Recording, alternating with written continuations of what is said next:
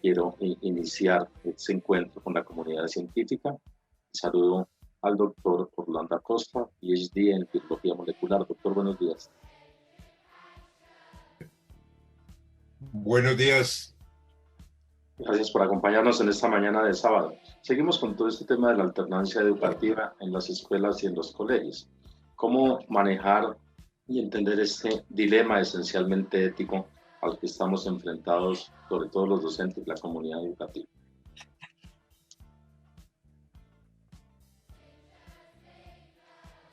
Sí, gracias por la invitación.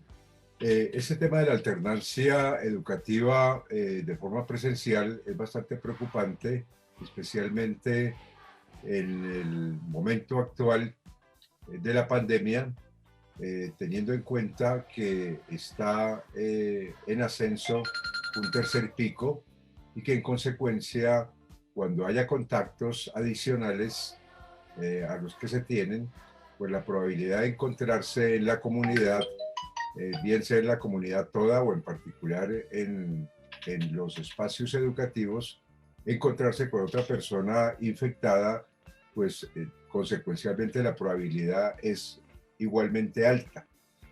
O sea que en esos términos lo que quiero señalar o destacar es que los riesgos que correría la comunidad educativa son los mismos que se corren en la comunidad donde estos espacios escolares están ubicados.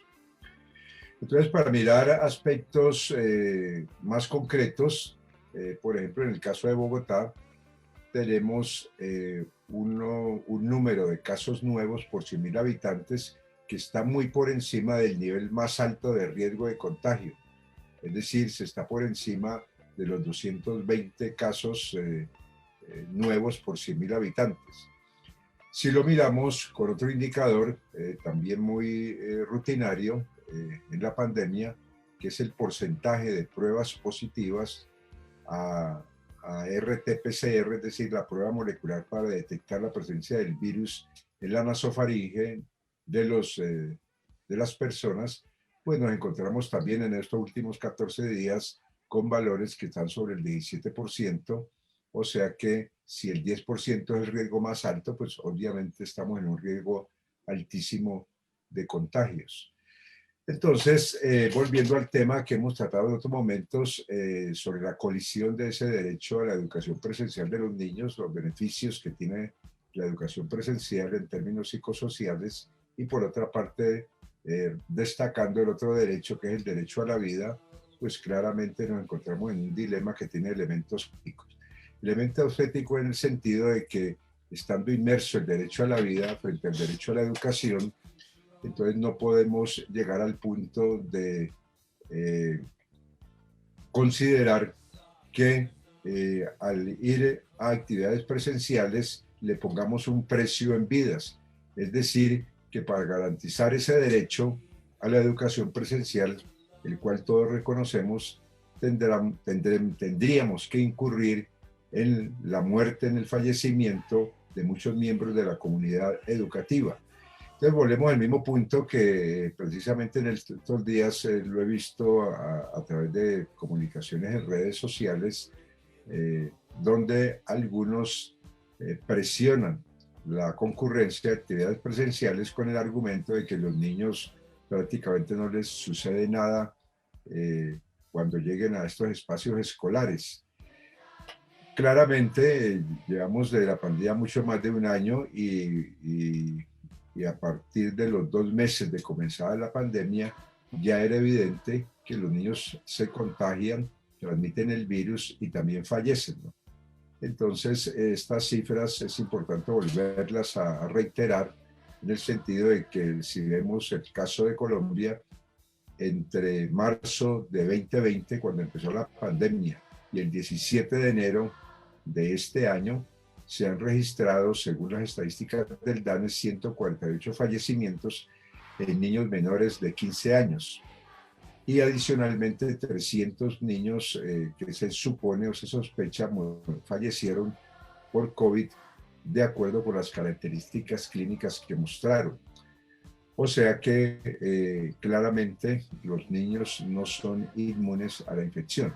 Además, pues eso es aún más claro, los adultos que estarían en contacto con los niños, que son los profesores, también podrían contaminarse, contagiarse con el virus y tener aún mayor riesgo de llegar a una situación crítica y eventualmente fallecer.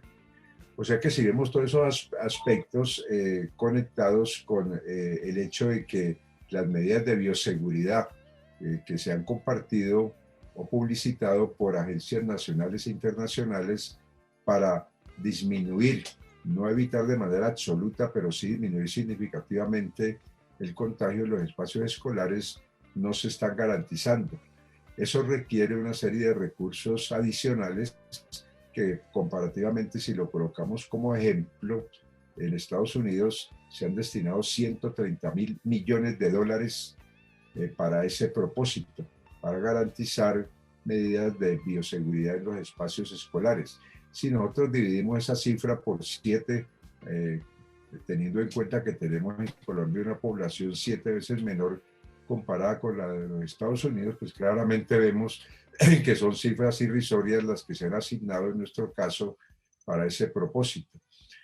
O sea que esas medidas de bioseguridad implican costos adicionales que no se están garantizando, costos que tienen que ver con la infraestructura humana y física que hay que garantizar para atenuar o controlar en grado máximo esos riesgos en los espacios escolares. Además, el uso de tapabocas distribuidos por el Estado es otra de las condiciones, tapabocas aprobados, garantizados por la autoridad competente, que van a proteger de la mejor manera y además con las instrucciones de usarlos de la manera más apropiada. Y lo que más preocupa es la calidad del aire. Eso ya se ha reiterado, se ha hecho muy público. El virus puede permanecer en el aire varias horas siendo infeccioso, entonces es importante garantizar el aire en su calidad,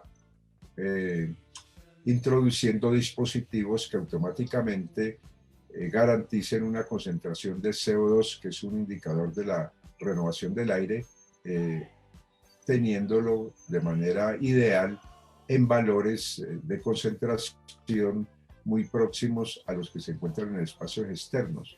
Y el otro es el seguimiento con pruebas moleculares sistemático, al menos 2 veces a la semana, para ubicar los casos positivos, aislarlos y hacer el seguimiento de los contactos y aplicar la cuarentena debida.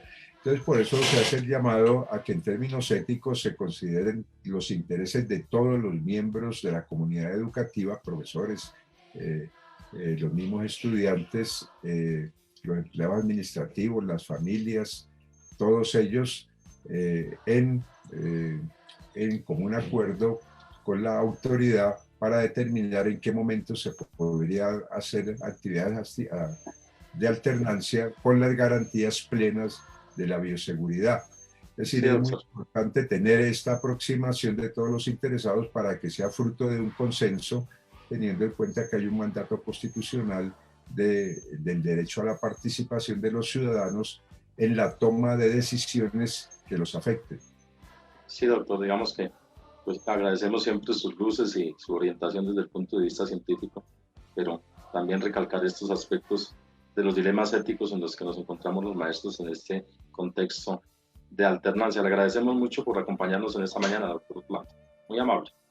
Bueno, gracias por la invitación. Hasta luego. Hasta luego, doctor. Muchas gracias.